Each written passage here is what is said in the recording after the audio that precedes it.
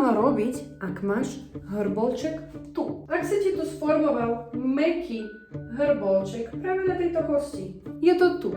Tuk, ktorým telo sa snaží vyrovnať rovnováhu v tvojom tele, pretože sa hrbíš. Mám pre teba jednu techniku, ktorá ti pomôže tohto hrbolčeka sa zbaviť, ale musíš mi sľúbiť, že prestaneš sa hrbiť a zaoblovať svoje ramena. Pretože tá masáž ti nepomôže, ak s tým neprestaneš. Toto znamená, že tvoje telo sa veľmi snaží vystabilizovať tvoju situáciu.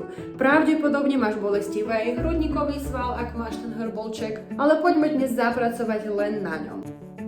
Čo je potrebné urobiť? Nájdeš si ho, položíš sem svoje ruky, tak aby si ho mala medzi svojimi rukami. A teraz budeš robiť pohyb od svojich trapez cez hrbolček a vytlačaš ho dole. Takýmto spôsobom.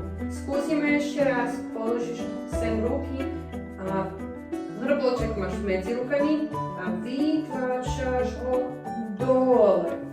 Toto rob každý deň. Jednoduchá technika, ktorá pomôže ti sa toho hrbolčeku zbaviť, ale musíš pamätať, že musíš sa najprv zbaviť hlavného dôvodu. A kombinuj to s touto technikou, ten hrbolček ti odíde rýchlejšie. Držím palce.